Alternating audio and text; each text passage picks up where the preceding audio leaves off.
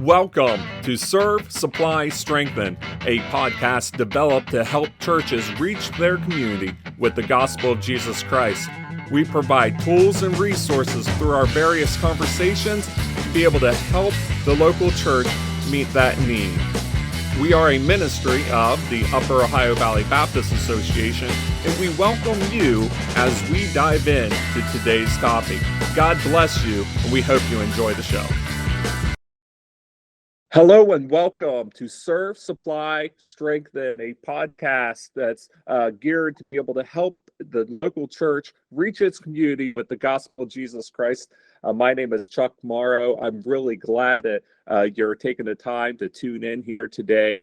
We have a really special podcast today to share with you. As you know, last week we started talking about understanding the community around you. How can we be able to be better at reaching our local community? We had Pastor Charles Matlock with us, and he shared the understanding, and we dove deeper into demographics and how demographics help us understand our community. Today, we have our former Director of Missions of the Upper Ohio Valley Baptist Association, a very, very good friend of mine, Ed Goodman, with us. He is down in the Lexington, Kentucky area, and we're really glad to have him with us. And, Ed, it's been a little while, and so thank you for taking time out of your schedule to be with us today.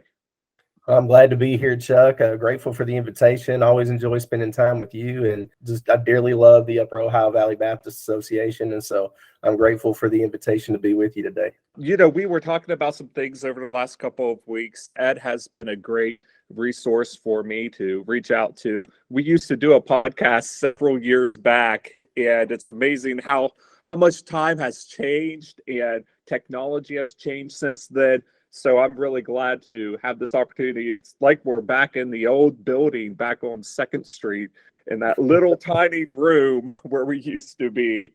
Things have definitely changed. We're in a really nice office facility now, and God has definitely blessed us. And this is the second round of trying to do a podcast, but I believe that this is a really wonderful opportunity that we can equip our churches. So I know it's been a vision, a burden on your heart when you're part of the Director of Missions here at the association. And I know this subject that we're going to talk about today is something that's really crucial, especially with the understanding side of our community. And so looking at that today, we're going to discuss, for you at home who's listening, those who may be watching on YouTube, today we're going to understand our community from the community aspect of going to our community leaders, going to those around us, and understand ways that we can be able to learn more about the community. And so I want to hand this over to Ed on this side and just open up here to see, how do we begin to approach looking at what our community needs are when we start to think about going to a community leader or going to community groups? How do we even start that process? Yeah, well, that's a good question, Chuck. The way that I would begin this process is to start thinking like an investigator, if you will. Now, it doesn't have to be a formalized type of, like you're a detective with some, a big law enforcement agency, but you really do have to be an investigator because you're seeking to learn about your community. Okay. And so you have to put on that hat. And the second thing that you'll need to do, in addition to having a mindset of an investigator, is to intentionally block off time on your calendar to allocate for community research. If you don't put it on your calendar and you say, I'll get to it later, well, you'll never get to it. I mean, we all know the pitfalls of time management. When you don't put something specifically on your calendar, you're always in danger of not getting it done. So those would be the two ways that I would start out. Think like an investigator. And then number two, block off time on your calendar to begin the research process. And so that's how I would begin. Now, after you kind of take those initial steps, then the question becomes, okay, what do I do next? And what I would do is the very first week or so that I were to block off time on my calendar, I would just get alone in a room with maybe my Bible, with my computer, and pray. Ask the Lord for wisdom. James 1:5, any man that lacks wisdom, let him ask of God. God will give us wisdom generously. He'll never scold us. He'll never upbraid us for asking. And so wisdom is for the taking. Wisdom is for the receiving, if you will, for those who are willing to humbly and confidently go before the Lord. All right. So ask the Lord for wisdom. And then, take a Word document on your computer, or maybe a piece of notebook paper, and write down the questions that you want to ask. Okay. Now, write down these questions with sort of an interview type of mentality, with sort of an interview feel, because what you're going to do after you determine what you want to know, and then you determine the questions that you're going to ask people in the community, then in subsequent weeks, however long it takes, and this can be something that's an ongoing process, this may be something that you want to do regularly, call people in the community who see the needs of the community up close. And that could be anybody. What I would recommend is starting with your first responders, particularly law enforcement officers, law enforcement leaders, chief of police, or a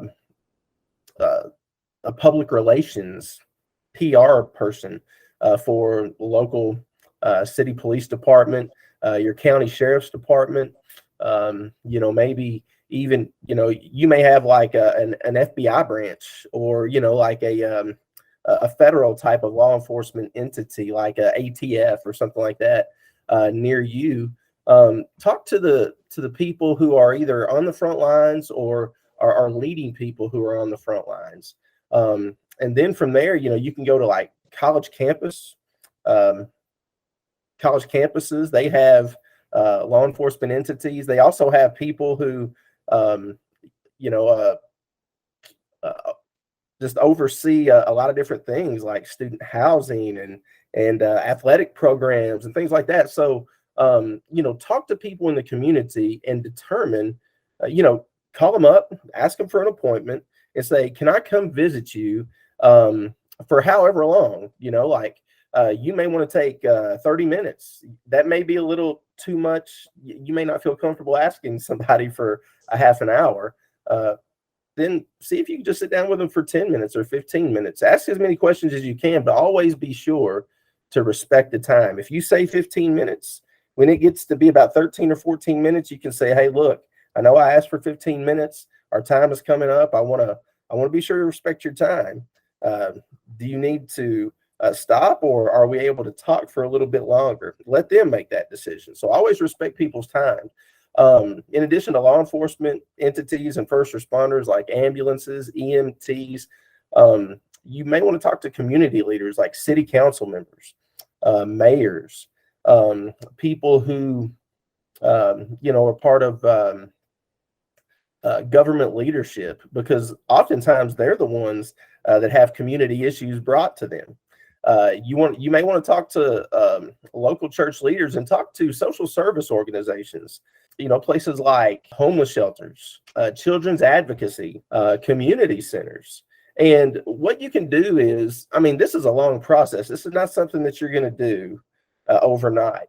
This is a journey more so than it is a destination. After you have a reasonable cross section of community leaders that you have sat down and visited with, and by the way, don't say that you want to sit down and interview them.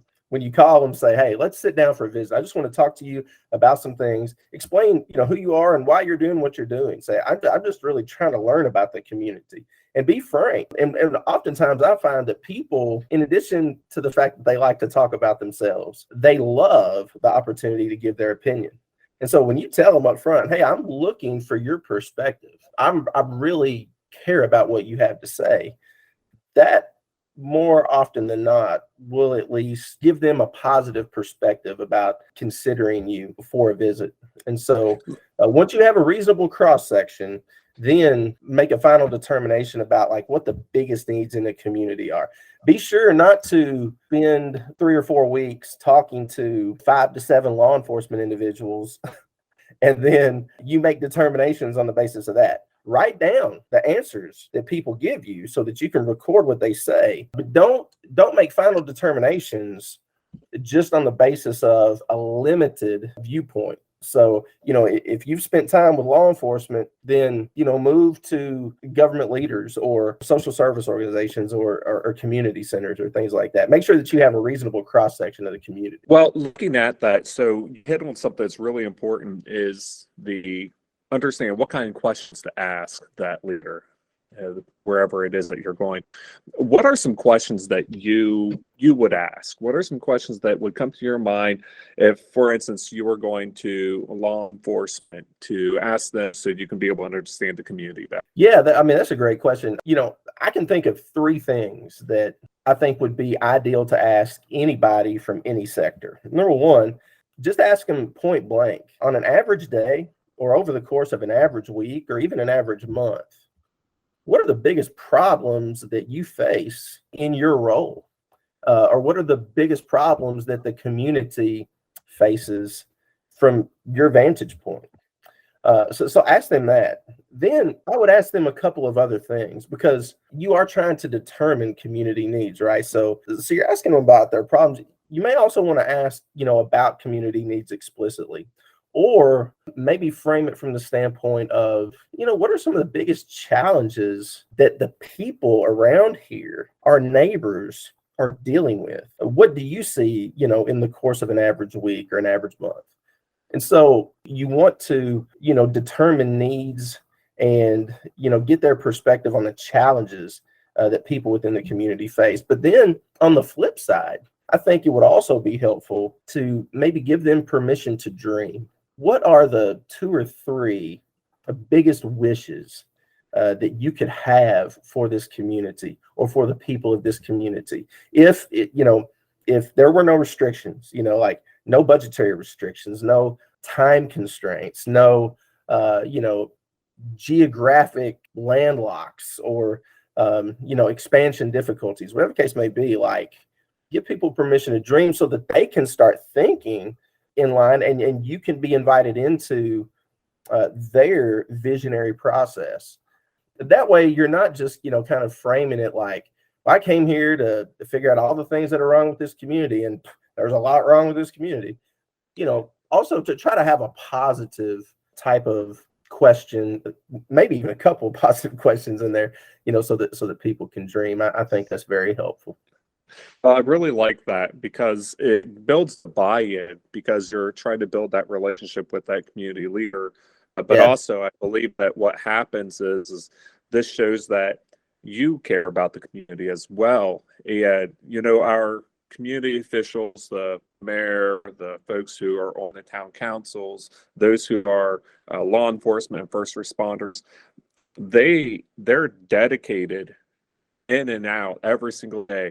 They're there. Yeah, they do care, but there are times where I believe community leaders do feel like that those in the community don't care. So this would actually be a good, positive, uplifting thing for them, for someone to come and ask those kinds of questions, I believe. So Oh, absolutely, Doug. I agree with that. when you end up looking at this and you have these questions you're asking, how do you bring your church into that picture? How do you help your church understand why you're asking these questions, and how do you involve them on some next steps? Man, I love that question, because that's really where you want to go, right? Now, let me pause here and say something parenthetically, and then I'm going to lead up to answering that great question, Chuck. Let me say to kind of build on the previous point and then lead into answering this question. I want to say something to the pastors that are listening to this podcast. Pastors, I know that you may think, well, man, our law enforcement entities, our government leaders, I mean, they've got so much on their plate. They're not going to have time for me. They have too many time constraints as it is. Let me just say this. You are an ambassador for Jesus Christ, and you have the most important message in the world. You're doing the most important work on the planet as a gospel minister. And so these community leaders that we're talking about going to see and visit, they need to know you. And I think, just like Chuck said, it would be a great encouragement to them to know that you care. I mean, think about, haven't you gone to business meetings before at church or gone to a Wednesday night service and you're like, man, where's everybody at? I mean, there's nobody here. And isn't it easy to think, man, nobody seems to care about our little old church? Well, think about, the fact that, community leaders oftentimes will battle the same type of discouragement. I mean, when was the last time you went to a community council or a city council meeting? Now, does that mean that you don't care about the community? Well, of course not. But when you go and talk to community leaders, I think that they'll be blessed. Now, a couple of things and then a couple other just quick observations, and I'm going to answer your question, Chuck. Whenever you go visit these folks, number one, take the opportunity to pray for them. Ask them how you can pray for them, if it would be okay if you could pray for them, and learn not just about the community, but about the people that you're seeing, because you're going there to learn about the community. But what you have in front of you is a potential kingdom prospect if they're not saved, a potential church prospect if they're unchurched or dechurched, and a potential friend. So, leverage the time that you have with these community leaders for all it's worth. Pray for them, and then maybe invite them to church if they're not already a member of a church within the community. Now, how do we get church leaders or church members involved in learning about the community and determining community needs? Well, what I would say is take some time to do this by yourself first. Get the routine down. After a while, it should be pretty easy for you to be able to call up 2 or 3 community leaders from various parts of the community and then, get a 10, 15, maybe even 30-minute visit with them. It ought to be pretty easy for you to do that after you do it a few times. Then it ought to be like clockwork for you to sit down with these folks and then just go through your list of questions and take notes while you do it. Now, once you feel comfortable and capable at doing this, then prayerfully identify some others in your congregation that you may be able to take with you. If you're doing this through the day, maybe somebody who is homebound, maybe somebody who's retired, maybe somebody who is maybe permanently disabled, or maybe they're in a period of transition. They're not currently working. Whatever the case is, prayerfully identify somebody that you can take with you. Take them to lunch, take them to breakfast, tell them what you're doing and what you would like for them to consider joining you in. Say, hey, I'd like to do this ministry together with you and teach you what the Lord has shown me. And then, I'd like for you to commit after you learn this to teach somebody else. And so go ahead and build into the DNA of this process multiplication, intentional discipleship down the line.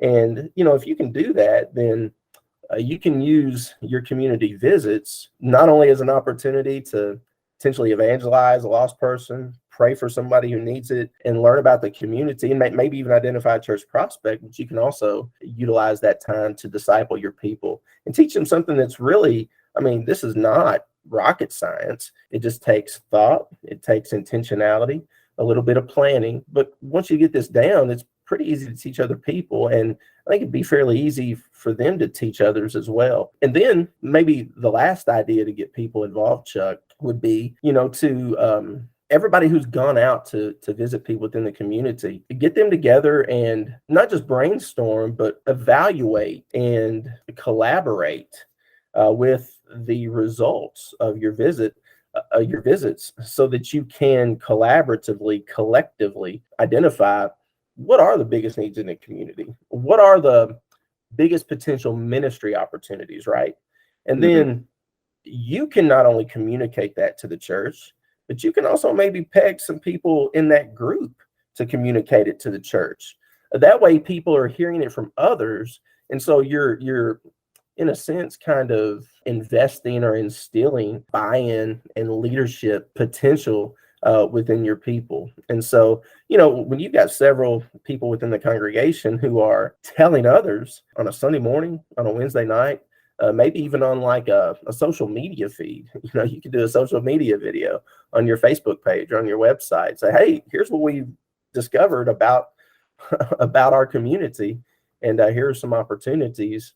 Here's some needs that we've identified. It just might be contagious because hey, you've got all these people within the church who have gone out and researched within the community. I want to get in on that. I think that's really, really important. Last week, we talked about getting our leadership teams involved with understanding the demographic side of things. How do these demographics from these different reports line up to our community?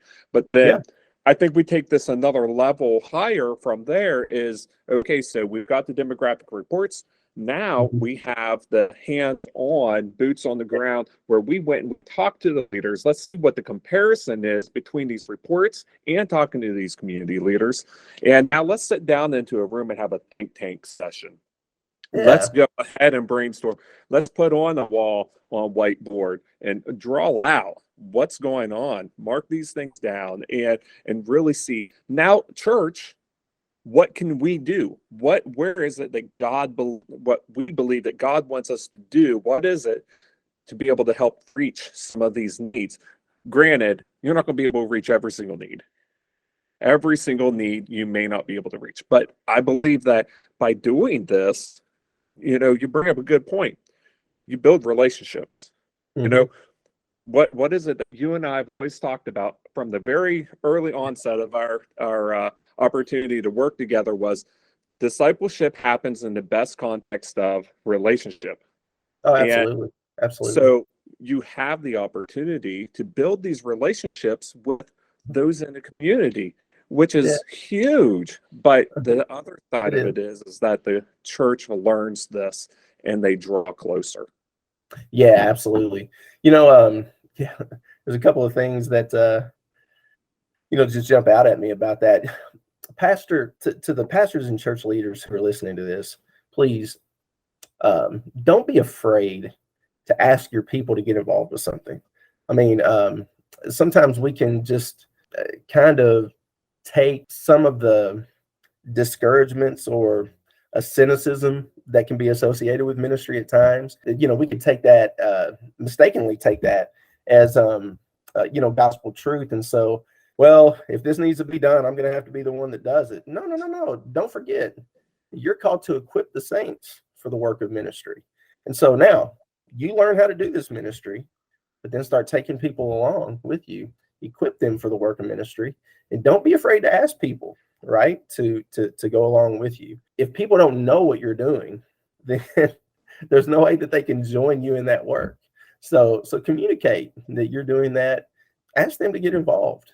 It's a great discipleship opportunity. Chuck, I do think that it would probably be helpful for me to just say that this approach, even though it's simple and easy to understand, this has worked in a variety of contexts. I actually utilized this simple process when I was working with a homeless coalition in Knoxville. I was a volunteer church planter, planted a church in Knoxville, didn't get paid. My 9 to 5, if you will, was with a homeless coalition. I was an outreach coordinator. I had a 21 county territory across East Tennessee and Southeast Kentucky. In order to make connections with people across that territory, I utilized this process. And in meeting with people throughout the 21 county territory that I had, I was able to actually diagnose 3 overarching needs in that specific section Wow. or region of our nation. Number one was addiction, substance abuse. That was a repeated challenge, a repeated problem everywhere I went. So community leaders were aware of that. Number two, there was unemployment, joblessness. People needed or desired for economic stimulus for jobs. And so that was a recurring challenge in that area. And then lastly, a lack of transportation. In Knoxville, you had Knoxville Area Transit, which is CAT, KAT. So people in a metropolitan or urban area had transportation, but there were just lots of particularly elderly individuals and senior citizens across that part of Appalachia, that they needed to go to the doctor, they needed to go to the grocery store, but they didn't have transportation. And so a lack of transportation was just a quality of life challenge in that area. Now, there are lots of potential ministry opportunities just in those 3 things. You may diagnose those things in your community when you do the research, but once you diagnose and determine the needs in a community, then I think it would be helpful to sit down, just like you said, Chuck, have sort of a collaboration, a think tank, a brainstorm. And this is going to be something that needs to be ongoing. It needs to be commenced and continued in prayer. And then during your collaboration, don't just consider the needs of the community. You also need to consider the giftedness and the capability and maybe the unique opportunities that your church has. So, if you're a church of, let's say you got a congregation and you run about 20 to 25 on Sunday mornings. Okay. If there's a ministry opportunity that's going to require 12 to 15 volunteers, you gotta be careful now, because you're basically going to be enlisting up to 75% of your Sunday morning attendance to serve in one ministry. Now that may be what God's calling you to do, but you've got to think about the giftedness of your people. You've got to think about the capability of your church and maybe the unique opportunities. So if you're a community church doing something within the community, where your church is located may be a better idea than going 6 miles up the road and trying to start a food pantry or something, outside of your neighborhood. So those are just some kind of final thoughts about how to move forward once you determine the needs of your community. Well, and that's what's really important as well. As we go and we seek to try to meet these needs, getting people together, getting a church on board. I really like that you highlighted this isn't a one-time thing. We talked about this with the demographics. It isn't a one-time thing. It's a continued process. I suggest possibly once a quarter. Let's see, are we still on track with what's going on? If you take a look at our communities, they're changing on a regular basis very quickly. And so those needs will change as time moves on. And so if we're not keeping up to date with that, if we're not keeping up with the demographics, if we're not keeping up with going to a council meeting or talking to those other community leaders, I would even venture to say, when you get done talking to a community leader, after you've started to build this relationship, hey, can I meet you again sometime? Can we talk about this in the future? To see how things might be changing, so that these things can continue on with those relationships and open up additional opportunity for us to be able to grow better in understanding more each week or each quarter of what's going on. Yeah, that's good. Well, and I think it's probably helpful to say at this point that we want to make sure that we're not diagnosing community needs just for the purpose of meeting the needs of the community. That is important, right? But what are we doing here, right? We're trying to leverage known needs in the community for the purpose of building relationships so that we can connect with people and so that we can be salt and light so that people can see our good works, glorify our Father in heaven. We want to shy away from a needs-based approach to ministry, right? We want to be aware of the needs of the community, but we don't want to just base all of our ministries on those needs. We want to Right. identify those needs, leverage those needs to build relationships. But ultimately, we need to avoid, saying things like, well, there's a great issue of unemployment or substance abuse in this area, or, there's a great need for, sports facilities, and we have a gymnasium, so we'll leverage that to meet the needs of the community. Like, that's not what we're trying Right. to do. What we want to do. So we're not trying to leverage those things for the purpose of being relevant, because the gospel is inherently relevant. That's right. We are already relevant. What we're looking for is potential opportunities to build relationships with people so that we can demonstrate the relevance that the gospel already has. Does That's that make right. sense? That makes perfect sense. And, as we're coming up to get ready to close here, the most important thing is, just as the purpose for this podcast is to serve, supply, and strengthen to help the local church reach its community with the gospel of Jesus Christ. Yeah. It's all about the gospel. Yes. And I love, again, how you said it's not needs-based, just to me a need. It's more than just that, because we believe that we live in a lost and dying world. And those that are around us, we want to have the opportunity to share the gospel. So again, church leaders, pastors, well, when you're listening, please always keep it in mind. And I'm probably speaking to the choir on this one, but the thing is that we do need to keep the focus on the gospel with everything that we're doing, and not just throw cliche words out there, but really show people that you love them, and really take the time to genuinely share the gospel, share the life, the death, burial, resurrection of Jesus Christ, share what that means, share your testimony. Something that nobody can refute is your testimony. And these things, we'll see these evidences as you continue to share the gospel through these opportunities to meet needs. You will see your community within your church, within those around you. You should hopefully see those things change, because no one knows how much you care until you show them how much you care. Yeah, that's right. That's good. Hey, Chuck. so what are some final thoughts that you would like to be able to share with our listeners?